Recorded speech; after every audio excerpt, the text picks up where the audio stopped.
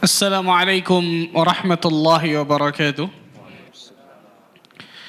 Alhamdulillah hamdan katsiran tayyiban mubarakan fih kama yuhibbu rabbuna wa yarda. Wassalatu wassalamu ala Rasulillah wa ala alihi wa sahbihi wa mawalah. Asyhadu an la ilaha illallah wahdahu la syarika lah wa asyhadu anna Muhammadan abduhu wa rasuluh. Salawatullahi wa salamuhu alaih nabiyyina wa habibina Muhammad sallallahu alaihi wa ala alihi wa sahbihi wa sallam. Qala Allah Ta'ala fi kitabihil karim, ya ayyuhalladzina amanu taqullaha haqqa tuqatih wa la tamutunna illa wa antum muslimun, amma ba'd.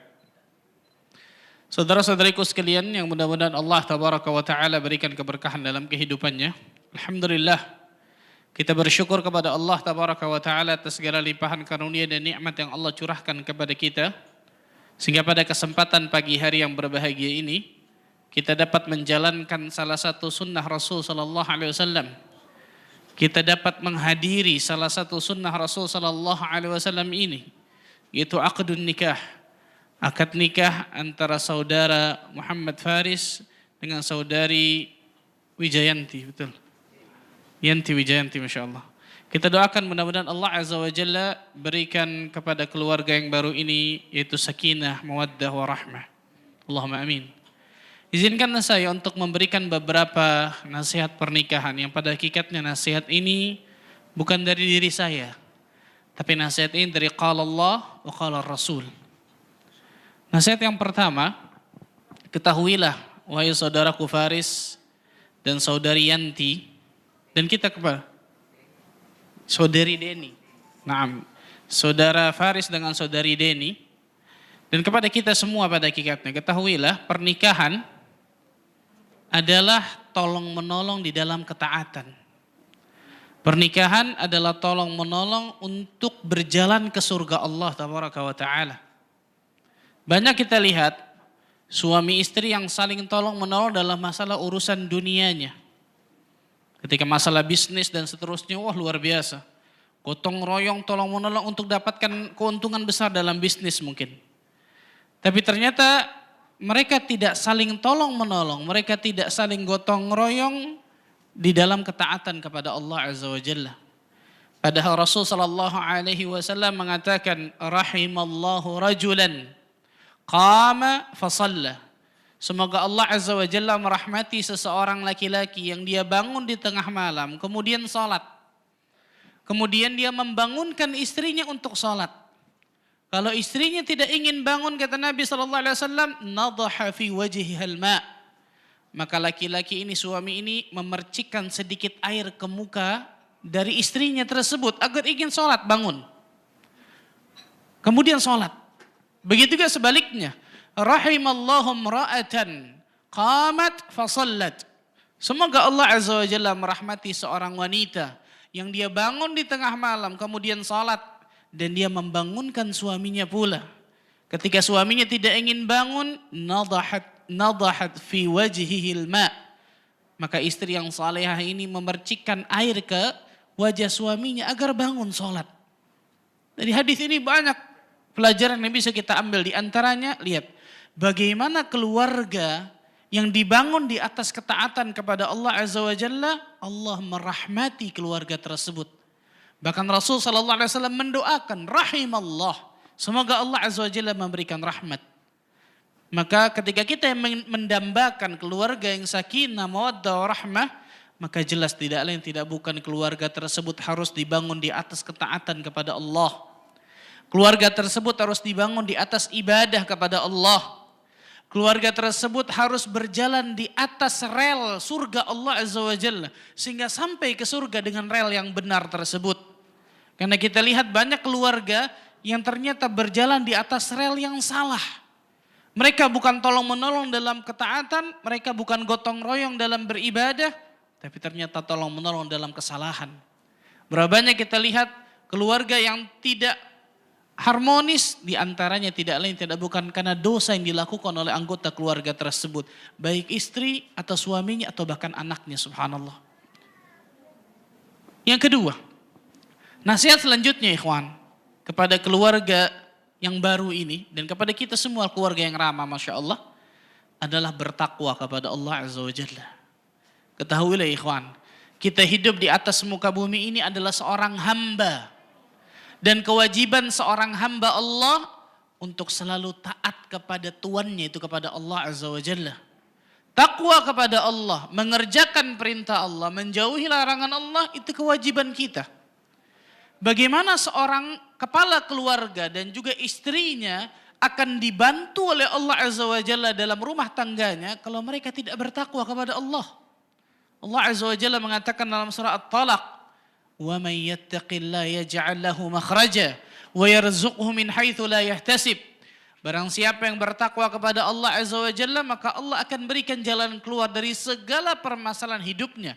Dan Allah Azza wa Jalla akan berikan rizki dari arah yang tidak disangka-sangka kepada dirinya. Allahu Akbar. Permasalahan dalam rumah tangga bukan 1-2 hari ikhwan. Tapi selamanya, bayangkan. Dan prinsip kita bukan hanya sehidup semati, tapi sehidup sesurga. Banyak orang sehidup semati tapi tidak ketemu di surga. Na'udzubillah, subhanallah. Sehidup sesurga. Bagaimana bisa sehidup sesurga tersebut? Ketika keluarga tersebut membangun keluarganya atas dasar ketakwaan kepada Allah. Permasalahan, problem, ujian, cobaan dalam rumah tangga, keluarga, ya pasti luar biasa banyaknya. Karena itu hidup di dunia pasti penuh dengan ujian. Tapi ketika kita melandasi itu semua dengan ketakwaan kepada Allah, yakinlah Allah Azza wa Jalla akan berikan bantuan dari segala permasalahan hidup kita ikhwan. Di antaranya permasalahan rumah tangga keluarga kita. Kemudian selanjutnya, terkhusus kepada saudaraku Faris dan kepada kita semua para laki-laki. Rasul sallallahu alaihi wasallam mengatakan rifqan bil qawarir. Berlemah lembutlah kalian kepada gelas-gelas kaca. Siapa itu gelas kaca? An-nisa, para wanita. Tidak ada dalam Islam KDRT itu enggak ada dalam sunnah Nabi sallallahu alaihi wasallam. Enggak ada dalam Islam ajaran itu, subhanallah. Maka sangat memalukan ketika seorang laki-laki melakukan KDRT kepada perempuan. Subhanallah. Rasul mengatakan berlemah lembutlah kalian kepada para wanita. Bahkan Rasul SAW mengatakan khairukum li ahlihi. Sebaik-baik kalian adalah yang paling baik kepada keluarganya. Wa ana khairukum li ahli. Dan aku, kata Nabi SAW, adalah yang paling baik kepada keluargaku. Kalau kita memang orang baik, wahai para laki-laki, maka orang yang paling pertama harus mendapatkan kebaikan kita adalah anak dan istri kita, bukan orang lain. Kita lihat banyak orang-orang baik di teman-temannya di luar. Bisa tersenyum dengan kolega bisnisnya ketika rapat di luar rumah. Tapi ketika masuk ke dalam rumahnya seperti seekor singa, na'udzubillah, kepada anak istrinya. Ini bukan sunnah Nabi SAW. Ini jelas bukan ajaran Islam. Lihatlah bagaimana Rasul sallallahu alaihi wasallam kepada istri-istri beliau, luar biasa. Kelemah lembutan yang luar biasa, kesantunan, akhlak yang mulia, dan itulah ciri khas seorang mukmin dan mukmin yang sejati, ikhwan. Itulah seorang mukmin yang sejati dalam pandangan Allah. Dia berlemah lembut kepada keluarganya, bahkan mempunyai akhlakul karimah di tengah keluarganya. Saya selanjutnya masih kepada saudaraku Faris. Jangan pernah masukkan ke dalam rumahmu kecuali sesuatu yang halal. Mengapa? Karena sesuatu yang haram adalah malapetaka besar dalam rumah tanggamu. Sesuatu yang haram adalah bencana besar bagi keluargamu. Rasul sallallahu alaihi wasallam mengatakan, "Kullu lahmin nabata min suhtin fannaru awla bih." Setiap daging yang tumbuh dari sesuatu yang haram, neraka yang pantas kepada orang ini. Allahu Akbar, na'udzubillah. Jangan harapkan kita akan mendapatkan keturunan yang saleh dan salihah. Jangan harapkan istri kita akan nurut kepada kita. Jangan harapkan kita mendapatkan keluarga yang sakinah, mawaddah, rahmah. Kalau ternyata yang kita bawa dalam keluarga kita, dalam rumah tangga kita adalah sesuatu yang haram. La haula wa la quwata illa billah. Bencana besar, ya kamu perhatikan. Dan ternyata banyak dari kaum muslimin yang tidak pernah memikirkan dari mana dia dapatkan hartanya. Halal ataupun haram dihantam. La haula wa la quwata illa billah.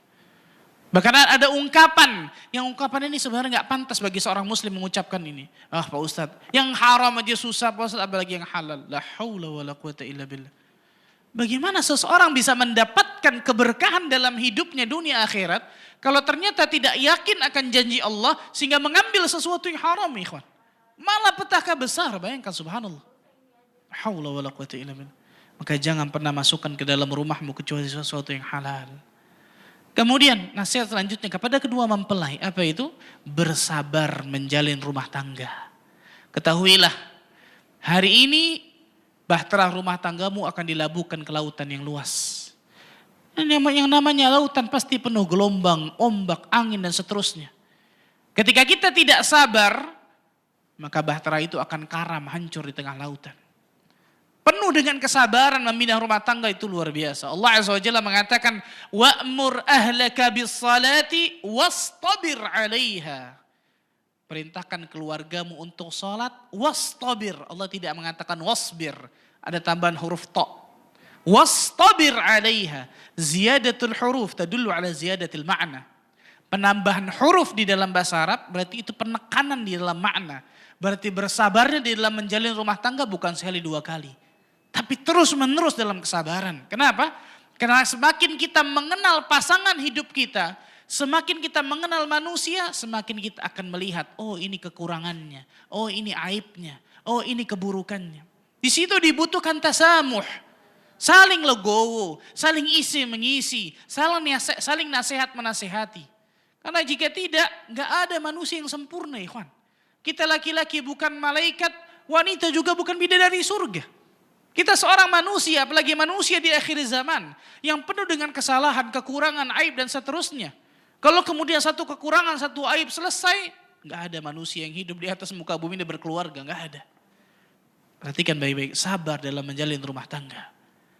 Dan yang terakhir, ikhwan, ketika selesai dari ijab qabul ini, perhatikan tadi, kalimat yang nggak nyampe 1 menit mengucapkannya. Betul ya, Akhi Faris? Saya terima nikahnya, nggak nyampe 1 menit, hanya beberapa detik. Tapi ketahuilah, kalimat ini akan ditanya oleh Allah Azza wa Jalla nanti di hari kiamat. Allah Azza wa Jalla menamakan mitsaqan ghalidha. Ikatan yang sangat kuat, luar biasa. Allah Azza wa Jalla akan tanya nanti di hari kiamat. Pertanggungjawaban bagi seorang suami ataupun seorang istri dalam mendidik anaknya nantinya, Allah Azza wa Jalla akan tanya di hari kiamat. Jadikanlah diri kita orang-orang yang bisa selamat dari pertanyaan tersebut, itu dengan beriman dan beramal saleh di atas muka bumi ini. Barakallahu fikum, itu mungkin yang saya bisa sampaikan. Mudah-mudahan yang sedikitnya bermanfaat bagi diri saya dan teman sekalian, dan mudah-mudahan Allah Azza wa Jalla berkahi keluarga ini, berkahi rumah tangga ini, dan Allah Azza wa Jalla jadikan diri kita semua mendapatkan keluarga yang sakinah mawaddah warahmah, dan kita bisa dipertemukan oleh Allah Azza wa Jalla di surga Firdaus tanpa hisab dan tanpa azab nantinya. Allahumma amin rabbil alamin. Subhanakallah bihamdika asyhadu an la ilaha illa anta astaghfiruka wa atubu ilaik. Wassalamualaikum warahmatullahi wabarakatuh.